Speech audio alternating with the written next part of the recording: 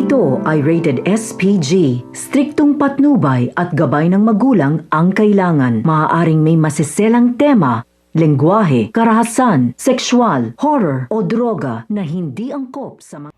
Dahil nakarecover na nga itong si Tyrone, oras na para sabihin ni Rosel ang katotohanan na si Chris ang tunay na ama ni Tyrone at kakambal niya nga itong si Belle.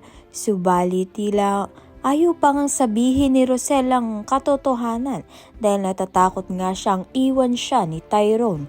Sa kabilang banda naman nga may lukso ng dugo ngang nararamdaman itong si Belle kay Tyrone simula nga nang mawala nga raw ito ay may kakaiba nga siyang nararamdaman. Kaya naman nga nang marinig ito ni Malu, alam niya nga raw ang katotohanan. Malalaman nga natin at malaki ang tsansa na si Malu na nga mismo ang magsabi ng katotohanan. Kambal nga ang dalawa at ang ama nga nila ay itong si Chris at ang ina nga ay si Rosel.